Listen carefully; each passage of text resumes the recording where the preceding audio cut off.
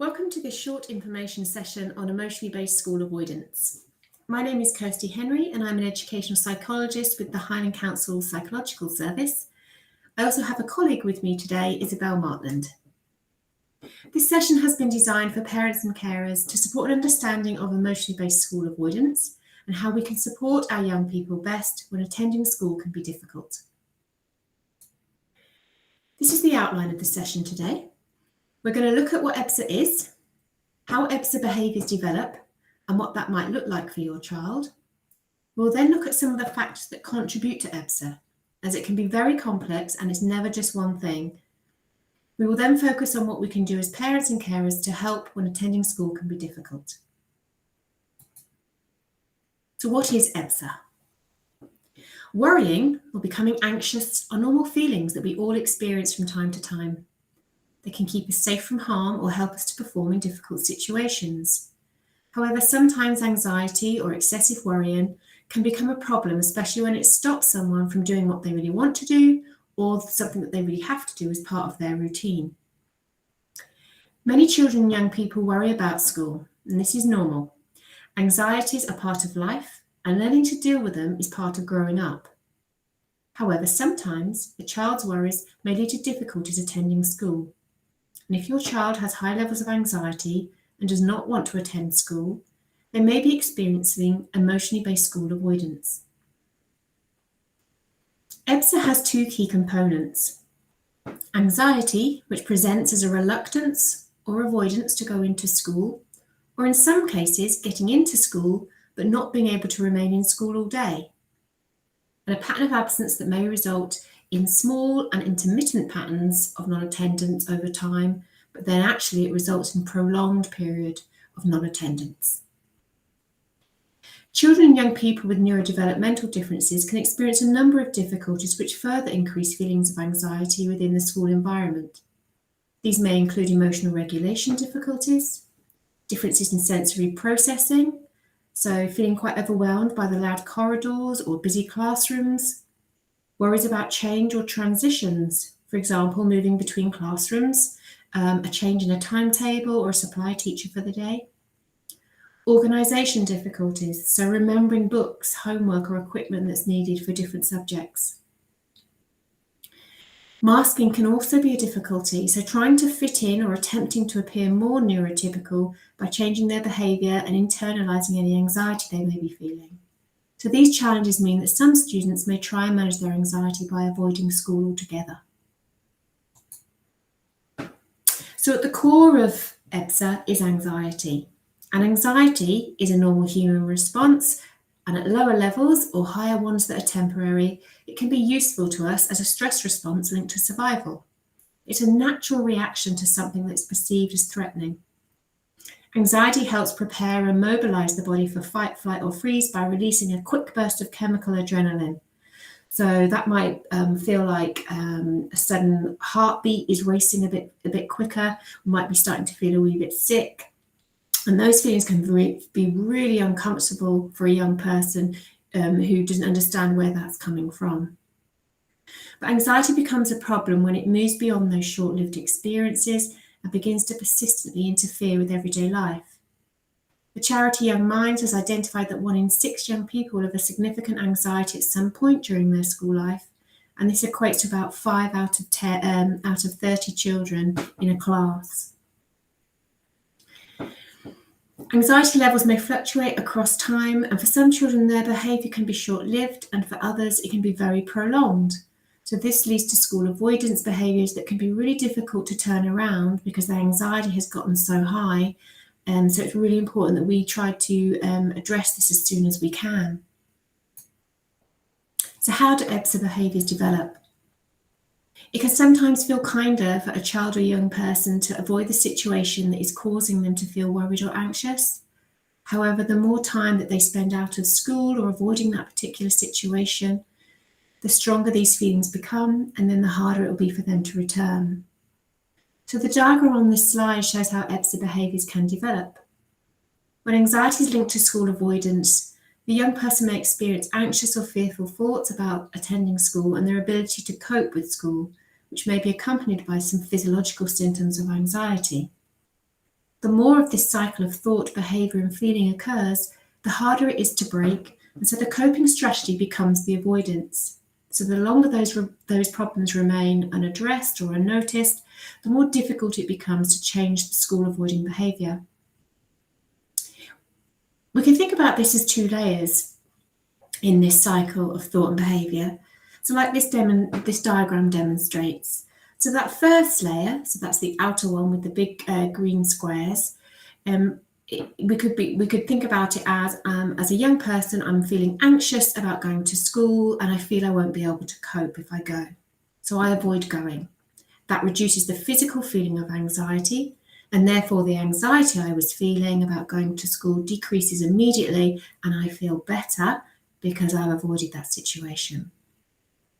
When a young person feels less anxiety, they can then start to think more clearly. But then this can lead to a second layer of anxieties which can creep in.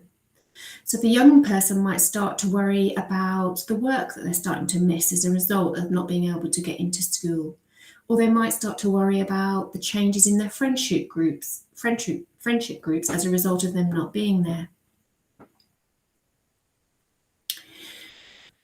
So as a result of those secondary worries, we can then start to see young people feeling less motivated to get into school, and those secondary factors actually reinforcing that first layer. So that cycle, if we let it, can really take hold, and a young person avoids a situation that is causing them to feel worried or anxious over time and time and time again. It's just so much harder to turn the behaviour around. So as parents and caregivers, the more understanding we have of EBSA and the more awareness we have of the signs of EBSA behaviour, the more proactive we can be in supporting our children and young people in those moments when attending school can be difficult, and help them to overcome that so that we can help them return to school more happily. So how do I know if my child is displaying EBSA? Children and young people may exhibit one or more of the following associated behaviours. We know that these symptoms are typically worse on weekday mornings, and we also know that they're absent at weekends and in the school holidays. They may appear more frequently, however, on a Sunday evening at the prospect of going into school on Monday morning. And these behaviours are often displayed with psychosomatic illness. So in those moments, it's the fight, flight, freeze response that we spoke of earlier is kind of kicking in. And in that moment, that feeling of threat is making us feel like we might feel sick, or we have a headache, or our heart starts to race. And in those moments, it can feel really, really scary for a young person. It can feel like a genuine illness, and that's really the anxiety taking hold in those moments. You also might start to notice a pattern of non-attendance that's intermittent. So you're starting to notice that there are maybe certain days of the week or at certain times during the day that your young person is struggling in being able to get into school or wanting to leave school and come home.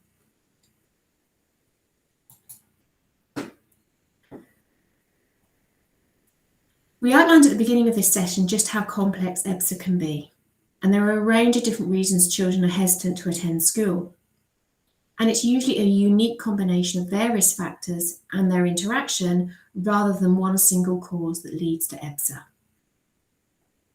Children who are at risk of EBSA are those where those combination of predisposing factors interact with a change in circumstances, and then that kind of leads to a pattern of behaviour.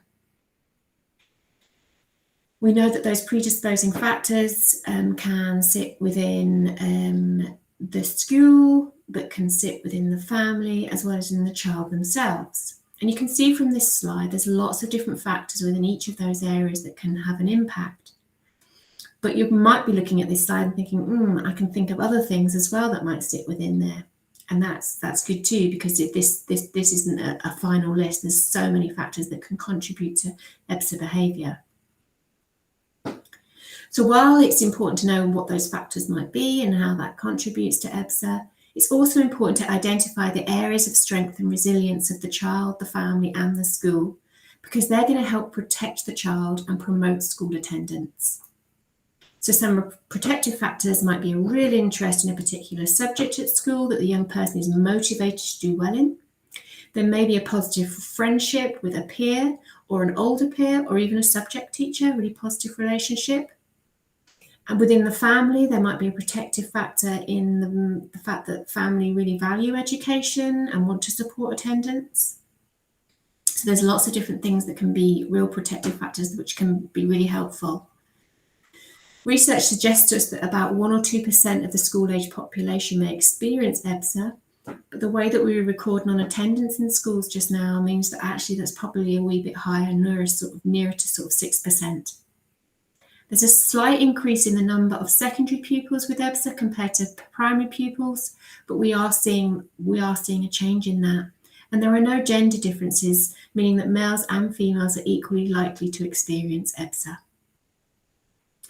As yet, there's no research into the prevalence of EBSA in those who have autism or are neurodivergent, but evidence and experience would suggest to us that the rate of EBSA is higher in a neurodiverse population due to their increased anxiety. So with the range of factors that can contribute to EBSA, we can see just how complex it can be and the push and pull factors that can really impact on behaviour. And these push and pull factors, they're influencing factors that can either push a young person towards school and attend, or pull them away from school to be at home, push them towards school, push them towards home as well, which again would impact on that pull away.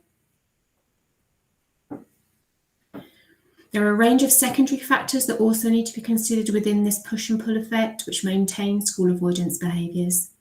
So some of those maintenance factors include falling behind with schoolwork, loss of friends, enjoying being at home, a bit of a decrease in motivation. So the balance between these push and pull factors fluctuate, and it's functioning at multiple different levels. So it can really feel like a tug of war for young people and families. Because some days or some weeks, the pull towards attending school can be so strong that we can see improved attendance and motivation and the ability to attend school. Then suddenly this could change and the pull away from school factors take over. And that's where it can be really tricky, because we can think, well, we've managed it for the last week or two. Why are we not managing it now? So it's really important that we remember that that is a tug of war and that can fluctuate over time. And the anxiety is at the core of all of that, and that is fluctuating too. So it can be really, really difficult as a parent or carer to kind of think about how the approach to support and how best to support your child when things are really tricky in getting into school. So there's some evidence-based strategies that are really helpful. There's some key things that if you can implement when you are struggling to get your young person into school, these things can really help in just trying to provide that consistency and reassurance. So we're going to look at the evening before school and the morning of school, because they tend to be the tricky places.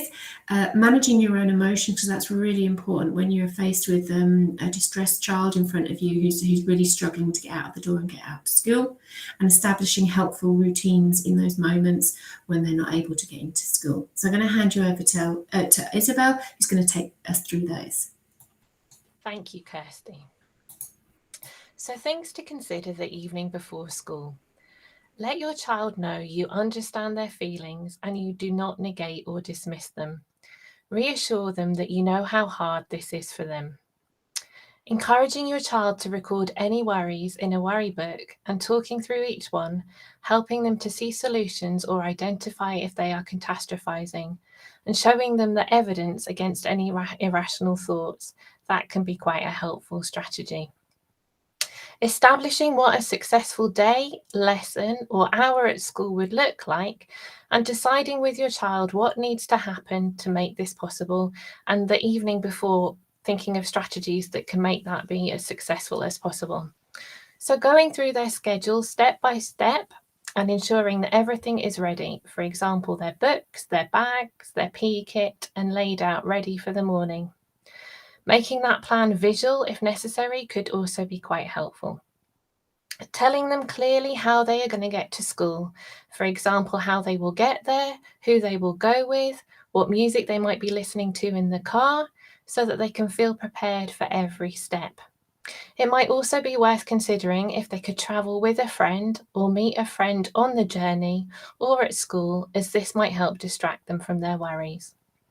Alternatively, you may wish to consider another adult taking your child to school. Getting your own bag packed and breakfast set out as much as possible the night before can help you feel best prepared in the morning to attend to your child in as calm a way as possible. I'm thinking of some calming activities you can do before bedtime, the night before school. For example, listening to music or thinking about the favourite part of the day can also be really helpful to ensure that everyone can get as much rest and feel as rested and as calm as possible before facing the school day morning the next day.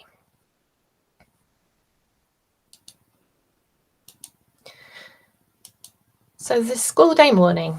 On the day of school, it can be helpful to go through the plan that you made the day before about thinking about which things will be successful and which will be helpful, as this can help remind them of what is coming up, which can help reduce anxiety. Being aware of your child's emotional state and providing them with some more time and attention if needed, and reassuring them that you love them and that you care for them so that they can feel nurtured and safe. Encouraging your child to use coping skills can also be helpful. So if or when your child begins to show signs of anxiety, asking them what they think could help them cope with their feelings or what would make things feel better.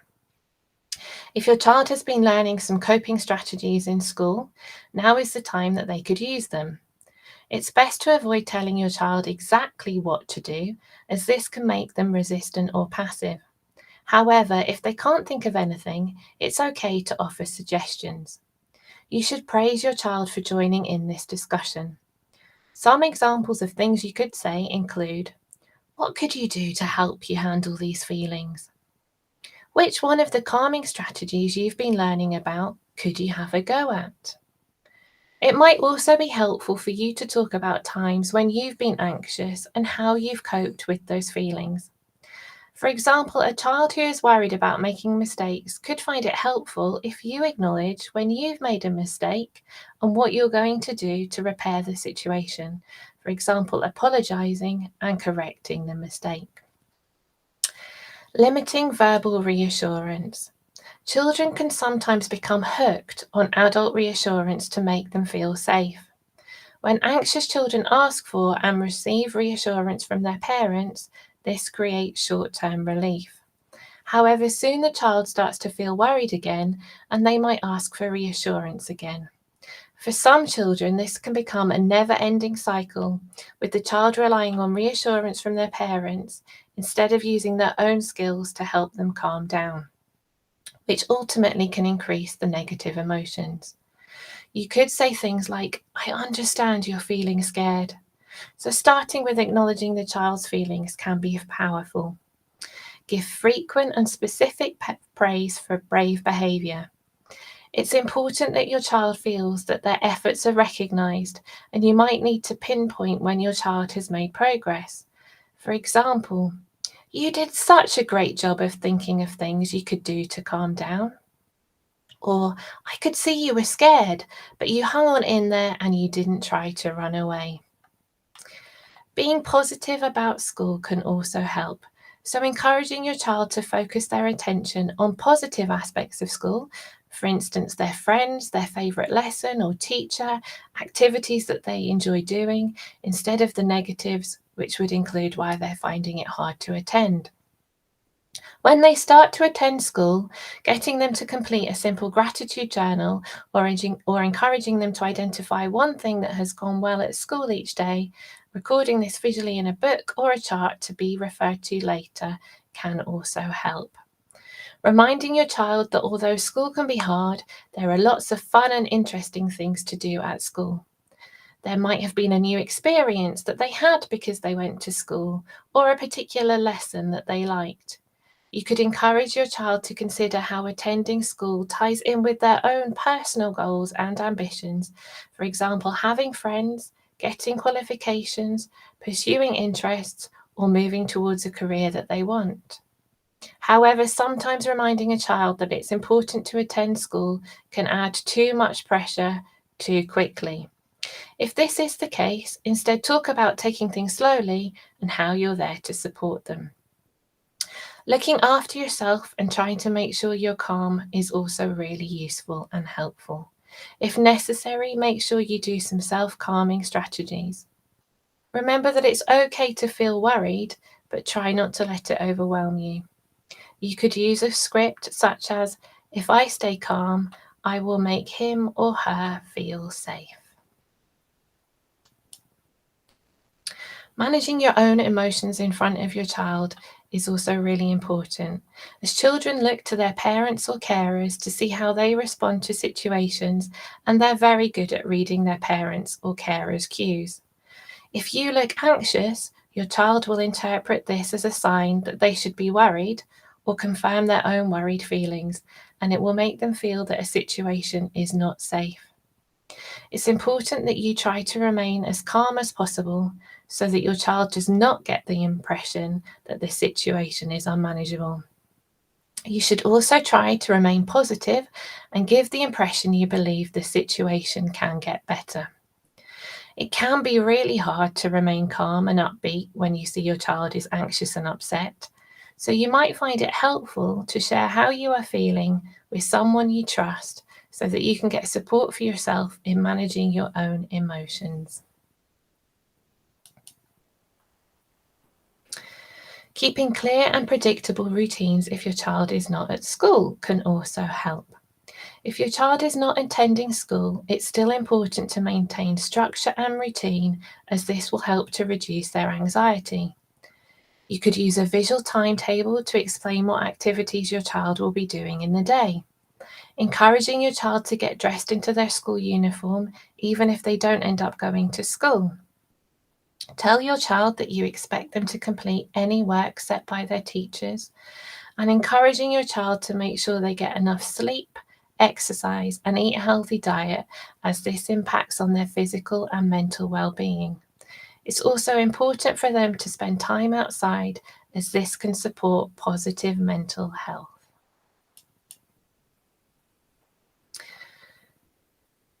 Trying to keep school boring can also be helpful, because if a child is at home in the school day and engages in lots of pleasurable activities, this can be a pull factor towards wanting to stay at home. So some children do engage in lots of pleasurable and rewarding activities while they're at home during the school day, which can inadvertently reinforce their desire to avoid school. This can happen when parents and children spend more quality time together during school hours than outside school hours, or if the child spends a lot of time during school hours engaging in highly motivating, unthreatening, and possibly addictive activities such as gaming. So trying to make home boring during the school day could include, during school hours, trying to ensure activities are restricted to one that your child finds boring and limiting screen time. Taking away phones, TVs, and computers except for schoolwork. If necessary, you might need to place parental controls onto devices and or off the Wi-Fi. However, we're aware that for some children, screen time is a way to manage their anxiety. Online, they can engage in a world where they feel safe and in control. And telling these children to stop using their screens can sometimes trigger stress responses that can result in violence and abuse against parents, which can be very distressing. So some ideas below will help you to help your child to accept limits on screen time more readily. And these might include giving lots of warning that it's time to stop screen time, giving them some choice about when to finish. For example, do you want to finish in 2 minutes or in 5 minutes? Consider joining in with their screen time for the last couple of minutes, so taking an interest in what game they've been playing or what they've been looking at. And moving on to another enjoyable activity after the screen time, and letting your child know when they'll be able to access screen time again. So for instance, screen time's finished now, but in another hour you can go back on your iPad or your Xbox or whatever screen time it is. So some important things to remember. Any child that is currently avoiding school is likely to become anxious when they're asked to talk about their difficulties or thinking about returning to school. A good place to start is to acknowledge that it might be difficult, but you would really like to know what they think and feel. If they're finding it difficult to talk to you, you could ask some specific questions, such as, what 3 things are you most worried about? Or what are the 3 best things about school? If they're struggling with talking, they could write things down, they could draw, or they could text you, so they could find another way of letting you know rather than it only having to be verbal. If you tell the school as soon as possible, a plan can be made with the school to help your child. Towards the beginning of initiating this plan, your child might show more unhappiness, and you should prepare yourself for this. If children are involved in the planning, they're more likely to give those small steps a go. If your child fails to attend one day, draw a line under this and start again the next day. Be optimistic and stay positive. And as a parent, it can be really hard to see your child unhappy, so make sure that you have somebody to talk to, a trusted friend or family member. We thank you so much for listening, and we hope you found this information session helpful, and we really look forward to answering any questions you might have. We'll be offering a further session in June, which will focus on how to prevent and manage your child's worries using a variety of different tools and techniques, and we really hope that we see you again in June as well. Thank you.